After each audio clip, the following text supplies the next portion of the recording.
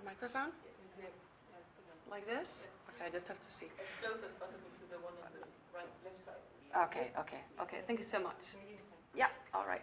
So again, my name is Lisbeth. I work for the Danish Family Planning Association as the Climate and Gender Advisor. And I'm going to tell a little bit about the DFPA, what we do, our expertise, and how we collaborate with RHU here in Uganda, and also what is our approach when it comes to the gender transformative approach that was just mentioned by Annette a few times. So, the DFPA was founded in 1956, so we've been around for a while. We are a member association of the International Planned Parenthood Federation. That's a global federation working on sexual and reproductive health and rights, which have member organizations around the world. So we're one of the member organizations of that. IPPF and RHU is the Ugandan member association of IPPF. So we call ourselves sister organizations. DFPA, we do not have country offices in the countries where we work. So we work very, very closely with our implementing partners, and most often our sister organizations, but also other partners depending on the specific thematic areas that we work with. So we are a civil society organization and also a private member organization in Denmark. We have members. We are the strongest organization in Denmark working on sexual and reproductive health and rights. And we have very strong work in a Danish context on comprehensive sexuality education. That's what we're very famous for in the Danish context. But we also work internationally on programs where we have been working for 30 years on gender equality, sexual and reproductive health and rights with our implementing partners. I think we have been partners with Reproductive Health Uganda for more than 20 years actually. So we have a long history together.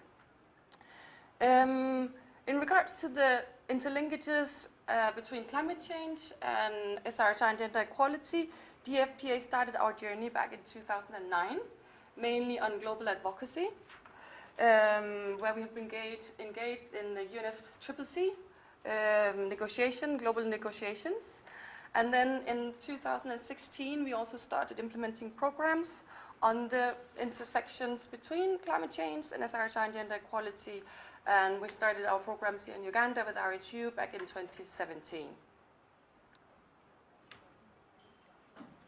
So I would say our 4 main expertise areas relevant for this joint project that we have together is that we have a lot of experience on global advocacy. We have been the leading MA within IPPF working on these interlinkages in global fora, promoting and working for gender responsive climate action and justice in global fora, and also linking the global negotiations to the national context, making sure that what is being negotiated in global fora are also being implemented and stakeholders being held accountable in a national context, for example in Uganda, to make sure that we follow up on a national context on the global commitments in regards to climate change, and for us specifically in regards to gender responsive climate action. Of course, we are also experts within sexual and reproductive health and rights in general, but also on the interlinkages where it comes in on climate change, SRHR and gender equality. Finally, we have expertise within the gender transformative approach that was mentioned by Annette, where we use that approach to achieve structural change, gender equality and SRHR outcomes in climate-affected areas in the countries where we work. So what does it mean to have a gender transformative approach? Here I have 5 examples. I think all of us have heard of all of them. We have the gender discriminatory approach, which is not really an approach, it's something that you can be. It's not what we want. Then we have gender blind. That's and then we have gender sensitive. Most of us have heard of it. I think a few of you also mentioned it as an approach in your programs in general.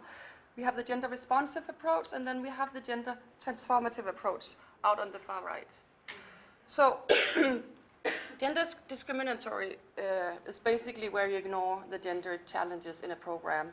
You ignore the gendered challenges, and most often your programs will benefit one gender instead of all genders. So most often it will benefit men in a program and being discriminatory towards women. The gender-blind approach is where you are unaware of gendered impacts, for example, in the climate settings. So you ignore it because you're blind towards the different challenges that women and men face in a given community. So you don't design and implement programs that takes these gendered challenges into consideration. The gender sensitive, that's where you're aware of the gendered challenges, right? So you make sure that you design a program that takes those differences into consideration. For example, by ensuring that you have equal participation in project activities. 50% women and 50% men. You're gender sensitive. You're sensitive towards the challenges that are gendered. Then you have the gender responsive approach. That's a bit more progressive than the gender sensitive. Here you try to respond to the gendered challenges. For example, by overcoming obstacles for women to participate in decision-making fora, whether it's because they cannot attend because they have to take care of the children. Maybe you arrange something in the projects where you can bring your children so you can still attend, even though you have some domestic care work that you have to consider into the project design and the activities. You're being responsive towards the gendered challenges that is in a given context. And finally, you have the gender transformative approach. This is where you try to transform the structures that create the gendered challenges, right? So it's not about responding or being sensitive. It's about making analysis of what is the reason that we have gendered challenges. What is the reason that women are more vulnerable in climate-affected areas? And what do we need to do to change those structures so that women and men have equal opportunities, equal access, equal everything? So the gender transformative approach is much more comprehensive than being responsive, than being sensitive, because you work on structural change. You work on changing norms, changing policies that create unequal SRHR outcomes and gender equality outcomes. So gender transformative approach, you cannot use that approach and fix gender challenges in a quick fix because it takes time to make structural change, right? But that's actually what is needed if you want to really overcome the inequalities that we often see in the projects that we implement. Yeah. So the definition of the gender transformative approach, we have bought it from our MA in the Netherlands called Rutgers. They have a high expertise in this area, and they defined the gender transformative approach as as an approach that actively strives to examine, question, and change rigid gender norms and imbalances of power as a means of achieving SRHR objectives as well as gender equality objectives. So it's about questioning the norms and challenging, having discussion with community members about why do we expect women to behave this way? Why do we expect men to behave this way? What is a given? What is constructed by our culture, by our history? Having those discussion, being able to question them and see, does it benefit our community? Or is there something we can do to change those practices and expectations that we have for men and women if we want to have a more equal society? Yeah? And programs and policies, they may transform gender relations through encouraging critical awareness of the gender roles and norms that exist in a given society. So it's really about critical awareness and being able to pose those questions in a safe space where both men and women can say why they think that they do, and then have a discussion around, could it be different? How would it benefit you? How would it benefit your family, your community? What's in it for me? What's in it for us as a society? Yeah. So it's also about questioning the cost of harmful, inequitable gender norms in relation to SRHR and making explicit the advantage of changing them.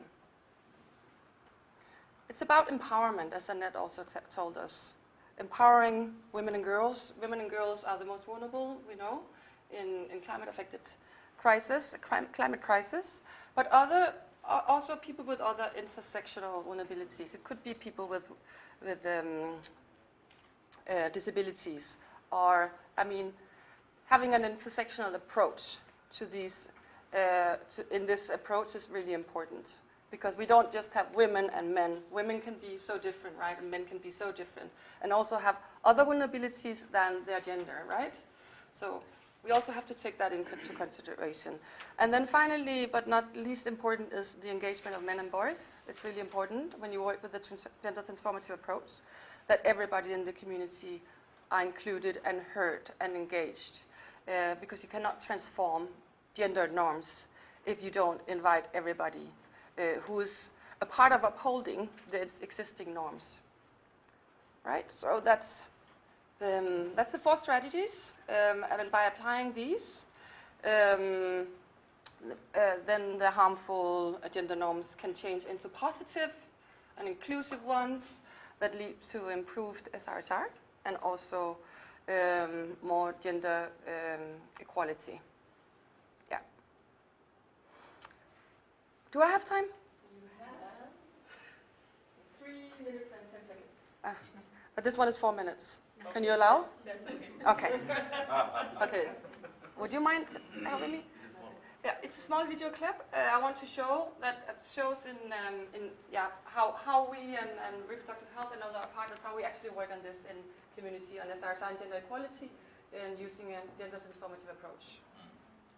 Is this the... We have to go to that YouTube, one. yeah. Go out of there. Yeah.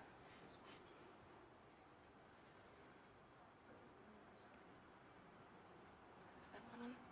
Yes, it is. Yeah.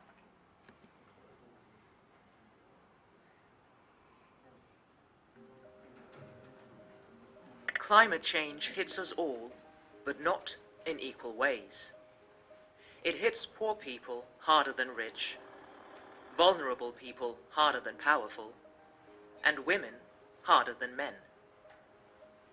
In East Africa, rising temperatures, extreme droughts and flooding are ruining crops, making life more difficult for many farmers and their families. The need for climate adaptation is urgent. When harvests fail and families' incomes disappear, early and forced marriages increase. In times of crisis, sexual and gender-based violence escalate as well. Because of extreme weather events, destroyed clinics, flooded roads, and lack of access to clean water prevent people from accessing basic health services. This leaves people without access to family planning and treatment for cervical cancer, and causes rises in maternal morbidity and mortality. To achieve the Sustainable Development Goals, the global community must address these challenges and interlinkages across sectors. When women and girls face unwanted pregnancies, health complications, and violence, they're held back from attending education and taking part in decision-making, including climate adaptation practices. Access to healthcare, sex education, and the right to decide over one's own body and life are crucial for gaining gender equality. Because women are also key players in adapting for a changing climate. This is, however, often overlooked in programs on sustainable development. To improve resilience, an approach that integrates more sectors is needed.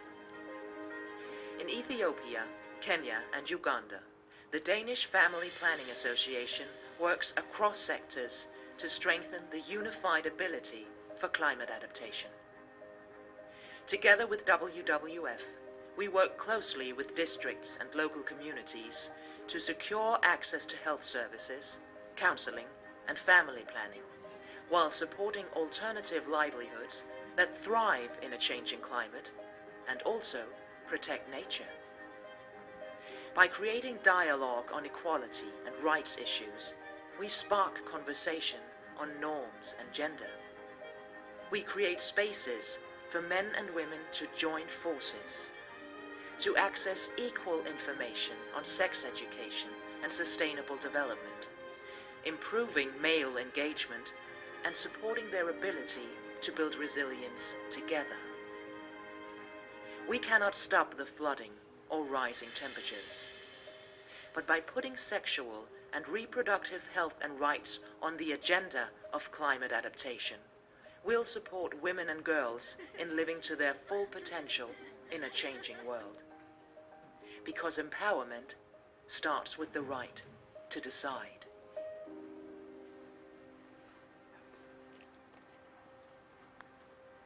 Thank you so much. Thank you.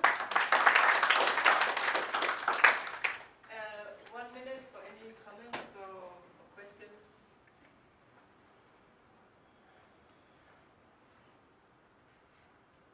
No? Thank you so much. So we can break now. I think we'll invite our media team to join us for lunch if you want, and then you can even join us afterwards. We have some discussions on conflict sensitivity, which are very welcome to join. It'd be nice to have you there. I propose we just break now, and then we're actually back in the room at 12:55, so that we can start at exactly 1. So, yeah. And we really request that we're back at exactly 12:55, so that we can start. But the afternoon is a bit busy, to put it mildly. Thank you so much for the morning's attention, and enjoy your lunch, your early lunch. This is a police line. Yes. Police lunch would have been even 1 hour before.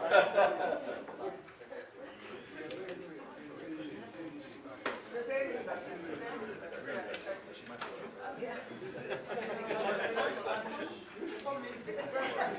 Get lunch from